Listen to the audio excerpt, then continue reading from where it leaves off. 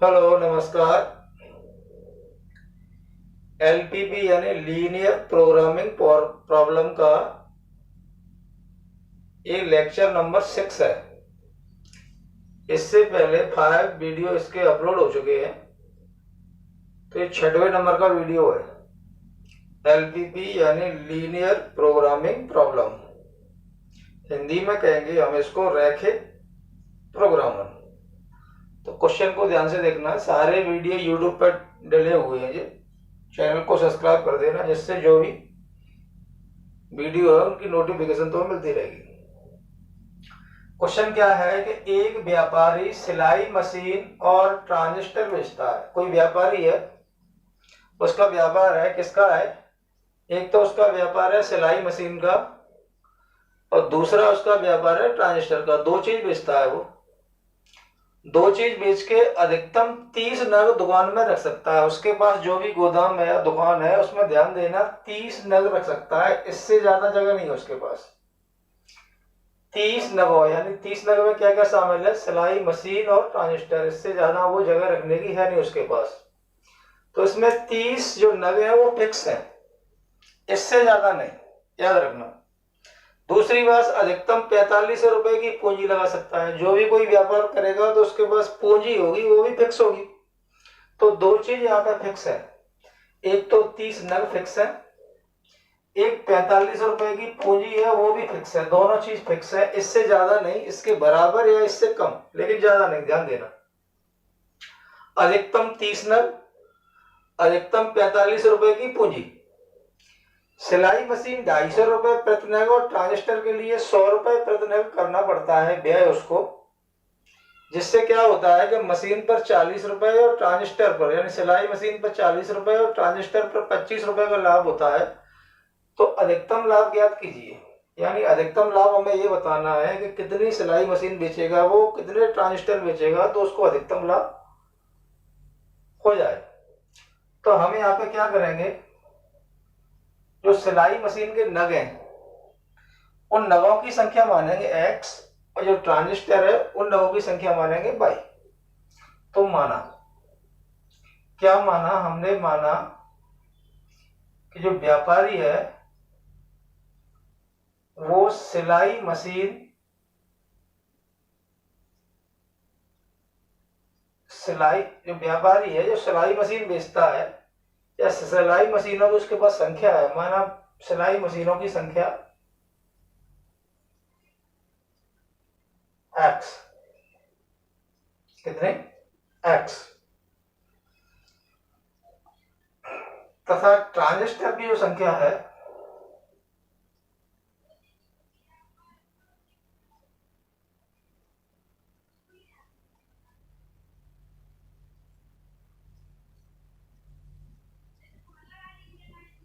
या ये बोल सकते हैं सिलाई मशीन जो बेचता है वो x नग है, और जो ट्रांजिस्टर बेचता है वो y नग है। जो भी मान लें, सिलाई मशीनों की संख्या x तथा ट्रांजिस्टर की संख्या y। ध्यान देना, दोनों चीजें धनात्मक होंगी। जो भी नग है अपने सिलाई मशीनों के नग और ट्रांजिस्टरों के नग, इनकी जो संख्या होगी वो ऋणात्मक नहीं होगी। तो एक कंडीशन मिल गई, x is greater than 0 and y is greater than 0। यानी जो सिलाई मशीन वाले नग हैं और ट्रांजिस्टर वाले नग हैं, जो भी नग है उसके, तो कभी ऋणात्मक नहीं हो सकते। तो x is greater than 0 and y is greater than 0। अब एक इक्वेशन अपने पास यहां से बनेगी कि अधिकतम 30 नग दुकान में रख सकता है वो, इससे ज्यादा नहीं। अब नगों की संख्या क्या है? माना सिलाई मशीनों में नगों की संख्या लिख लो। माना सिलाई मशीनों में नगों की संख्या x, चलो यहां पे लिख देता हूं मैं प्रति नग, y प्रति नग, नग वाली बात आती, ठीक है। अधिकतम 30 नग दुकान में रख सकता है, इससे ज्यादा नहीं। उस 30 नगों में क्या है? सिलाई मशीन भी है और ट्रांजिस्टर भी है। तो इक्वेशन बन जाएगी यहाँ पे x plus Y is less than equal 30। ठीक है, 30 से ज्यादा नहीं, 30 के बराबर या 30 से कम। अब ऐसा करके क्या होगा, उसके पास जो पूंजी है, जो पैसे है वो कितने हैं, वो भी फिक्स है, 4500 से ज्यादा नहीं। और सिलाई मशीन पर 250 रुपए प्रति नग और ट्रांजिस्टर पर 100 रुपए प्रति नग उसको व्यय करता है। तो यहां से एक इक्वेशन फिर बन जाएगी, क्या बन जाएगी, 250x प्लस 100y। पूंजी भी फिक्स है तो लेस देन यानी छोटा है बराबर, ये भी कितना आ जाएगा, 4500 के। ऐसा करके मशीन पर या सिलाई मशीन पर 40 रुपए और ट्रांजिस्टर पर 25 रुपए का लाभ होता है। तो ये अपना जेड है, इसको हम कहते हैं उद्देश्य फलन, जेड। तो जेड वाली कंडीशन क्या होगी, सिलाई मशीन में से एक्स प्रति नग, तो ये हो जाएगा 40x प्लस 25y।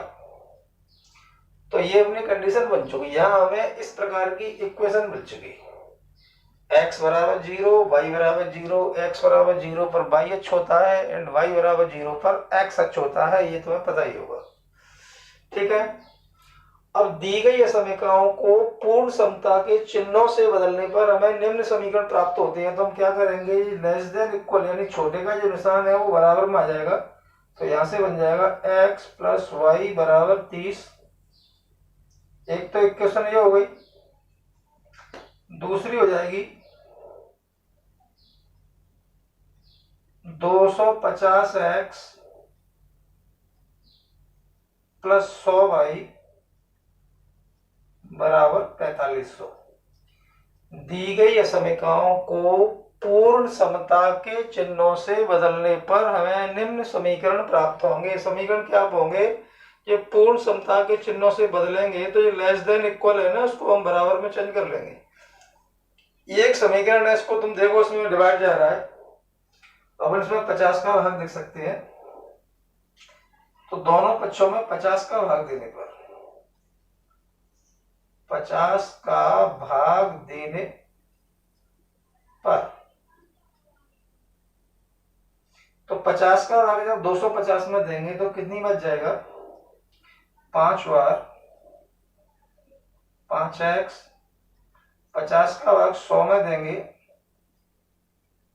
तो 2 बार जाएगा,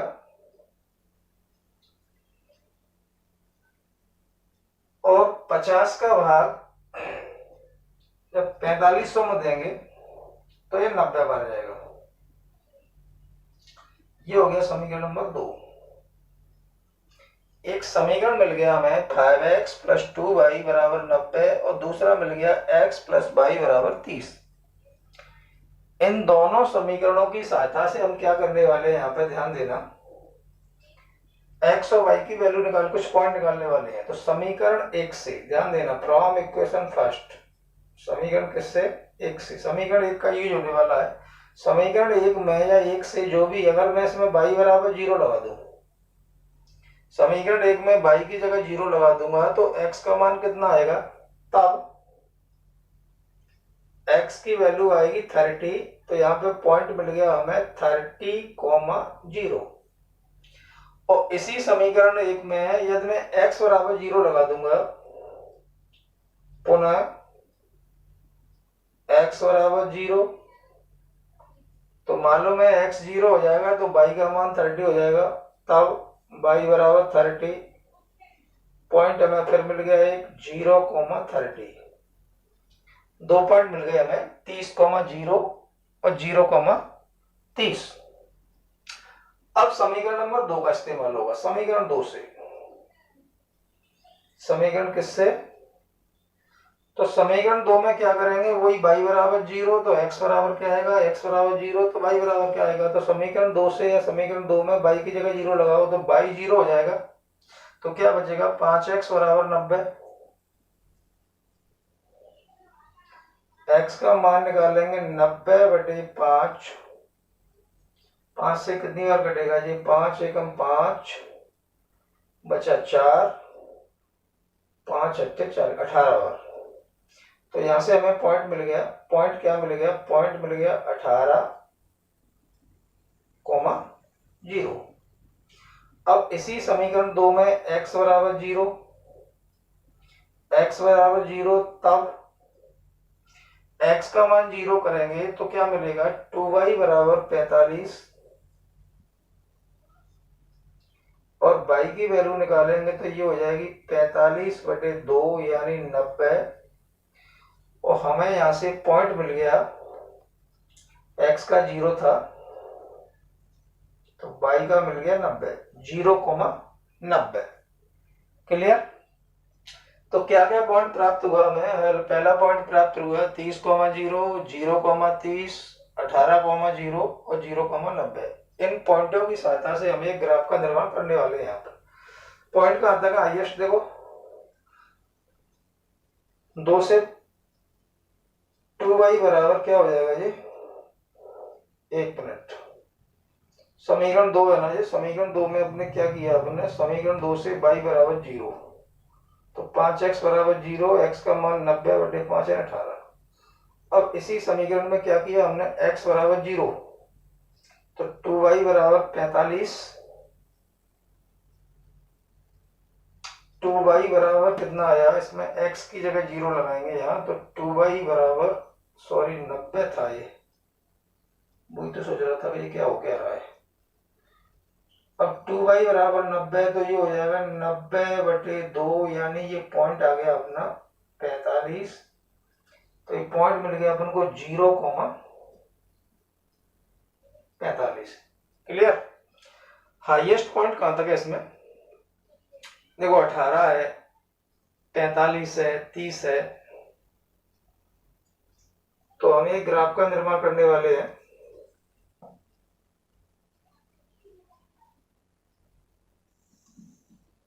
दस का डिफरेंस ले सकते हैं हम इसमें, आइडिया से बन जाएगा, ध्यान देना।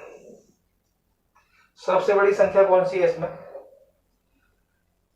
30, यानी ये y की वैल्यू है 45, इससे बड़ी कोई नहीं है, ठीक है 45।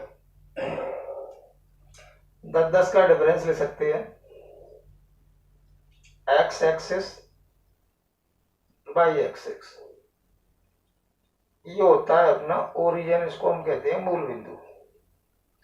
10, 20, 30, 40, 50, 60 चल जाएगा काम। 10, 20, 30, 40, 50, 60, 70, 80, थोड़ा और बड़ा करना पड़ेगा, ये हो गया 90। ठीक है, यानी y एक्सिस 10, 20, 30, 40, 50, 60, 70, 80, 90, क्योंकि जो y वाला पॉइंट है अपना, हाईएस्ट पॉइंट क्या था अपना इसमें, एक 18 है, 0 है, 45, इतना बड़ा करने की आवश्यकता ही नहीं थी, 45 तक है, कोई दिक्कत नहीं, चलो हो गया। तो चलो पहला पॉइंट देखते हैं। पहला पॉइंट क्या है अपना, 30,0, x का 30, 10, 20, 30 ये आएगा, x पे 30, x पे y कोऑर्डिनेट 0 होता है तो ये 30 वाला पॉइंट हो जाएगा। दूसरा क्या है, y का 30, x का 0, तो y का 30 क्या हो जाएगा ये, और y पे x 0 होता है तो 30, 30, 10, 20, 30, 30 ये आ रहा है ये वाला, ठीक है। ये 10, 20, 30 और 10, 20, 30 ये पॉइंट आ रहा है, 30,0, 0,30। एक मिला के मैं इसको एक इक्वेशन बना दूंगा, एक इसको लाइन ड्रॉ कर दूंगा यहाँ से, तो एक कंडीशन क्या बनेगी, ये बन जाएगी अपनी ये वाली, ठीक है। इसको हम कहेंगे, ये कौन सी इक्वेशन है, ये इक्वेशन है समीकरण नंबर 1 वाली, यानी समीकरण नंबर 1 की लाइन है, इक्वेशन नहीं कह सकते, रेखा है, ठीक है। अब हम दूसरे पॉइंटों को लेंगे, समीकरण नंबर 2 से आ जाइए। x का 18 और y का 0, तो 18 कहाँ आएगा, 10, 20, 30, 18 मान लो यहाँ पे आएगा कहीं, थोड़ा और आगे मान सकते हो, और अंदाज से है 10 20 सॉरी 18 कहाँ पे आएगा, 18 तुम्हारा यहाँ पे आएगा, 20 से पहले वो तो 28 हो जाएगा।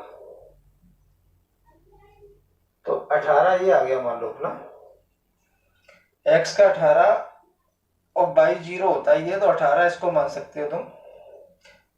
अब है x0 बाई 45, तो 45 का आएगा 10 20 30 40, 45 आएगा 40 और 50 के बीच में। अब ये हमें एक पॉइंट मिला इसका, मैं अभी पॉइंटों को इनको लिख दूंगा तो और समझ में आएगा सही तरीके से क्या क्या हो क्या रहा है इसमें।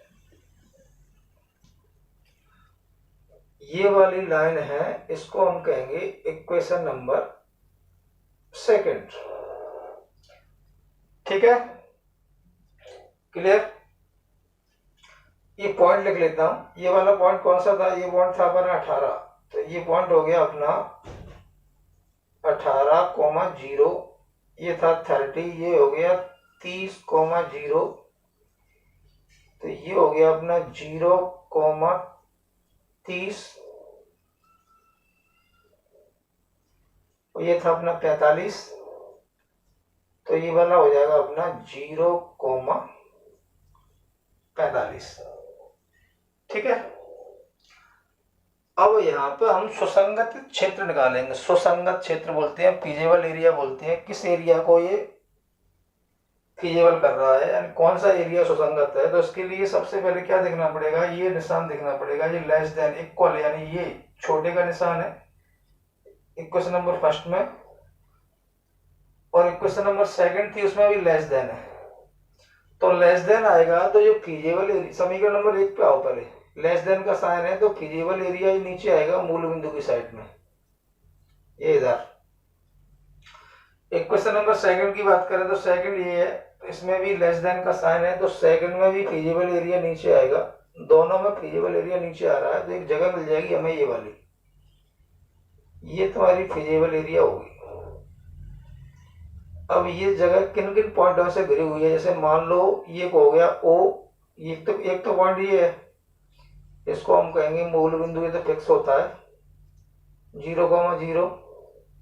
ये हो गया तुम्हारा A पॉइंट, ये हो गया तुम्हारा B पॉइंट, ये हो गया तुम्हारा C पॉइंट।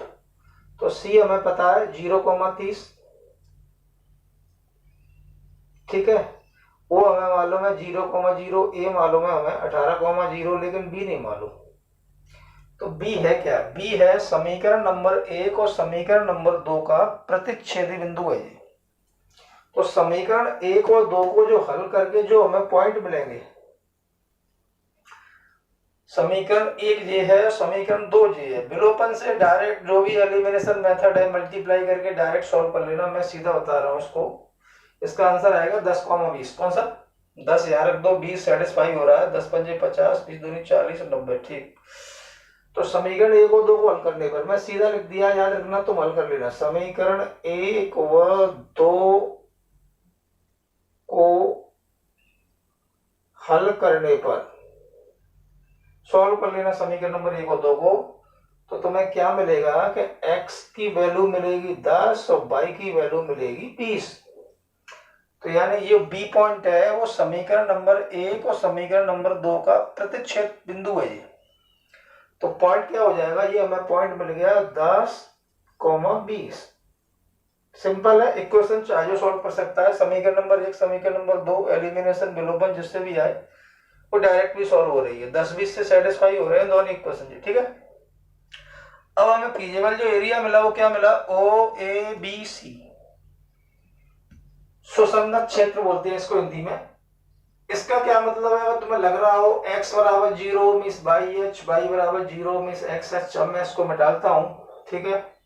सुसंगत क्षेत्र लिखता हूं, फीजेबल एरिया लिखता हूं, कौन कौन सा है उसका नाम डालता हूं, OABC बोल सकते हैं, कौन सा सुसंगत क्षेत्र, फीजेबल एरिया। सुसंगत क्षेत्र कौन सा क्षेत्र है, इसका नाम है OABC। अब इसके पॉइंट क्या है, O के है 0,0, A है अपना 18,0, बी है अपना 10,20 और सी है अपना 0,30। ये चारों पॉइंट हम उद्देश्य फलन में लगाएंगे। अभी जेड बराबर लिखा था ना आपने, क्या था जेड बराबर 40x दिया होगा, मैंने बता दिया 40x प्लस 25y। ये चारों पॉइंट हमें इसमें लगाने हैं। सबसे पहले 0 0, तो कौन सा पॉइंट लगाएंगे हम, पहला पॉइंट। अब देखते हैं क्या रिजल्ट आता है। 0 0, x का मान 0, y का मान 0 लगाएंगे तो z की वैल्यू 0 आएगी। एक तो ये मिला। अब आते हैं सेकंड पॉइंट पे, दूसरे नंबर वाले पॉइंट पे। दूसरा नंबर वाला पॉइंट क्या है वो देखो, 18,0। ये भी जेड में लगेगा, ये वाला पॉइंट इसमें। तो 40 x की जगह क्या आएगा 18 प्लस y की जगह 0, इसका मल्टीप्लाई कर दो, 18 चौक 72, 720। तो z की वैल्यू मिल गई हमें 720। आंसर क्या होगा, अधिकतम लाभ। ठीक है, सबसे बड़ी जो नंबर आएगा वही अधिकतम लाभ होगा। नेक्स्ट पॉइंट कौन सा है, नेक्स्ट पॉइंट बी वाला है, जिसको हम कहते हैं 10,20। ये भी इसी जेड में लगेगा, सारी वैल्यू जेड में फिट होंगी। तो 40 गुणा 10, 25, 40 दाम 400 तुम्हारा ये हो गया, 25 दूनी 50, 500 ये हो गया, ये आ गया तुम्हारा 900। अगला पॉइंट क्या है, 0,30, उसको भी लगा दें। 0,30, तो 0,30 लगेगा जेड में, मैं सीधा लगा देता हूं। x तो 0 हो ही जाएगा, y की जगह जब मैं 30 लगाऊंगा तो ये 25 से 75, 750 आ रहा है। कितना, ये आ रहा है 25, y की जगह 30, तो यानी ये आएगा जेड का मान 750। अब व्यापारी कितने ट्रांजिस्टर बेचे, कितनी मशीन बेचे जिससे उसको अधिकतम लाभ हो, तो शायद तुम्हें दिखाई दे रहा होगा ये 0 है, ये 720 है, ये 750 है, ये 900 है। तो इसका आंसर कौन सा होगा, 900।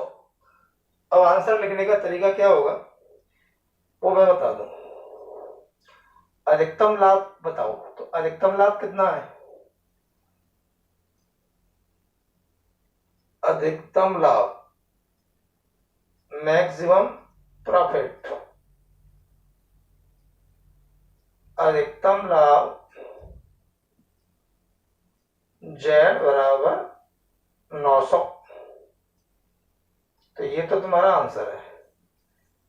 जो जेड बराबर 900 अधिकतम लाभ कब है, जब वो सिलाई मशीन तो बेचेगा कितनी 10, और ट्रांजिस्टर कितने बेचेगा 20।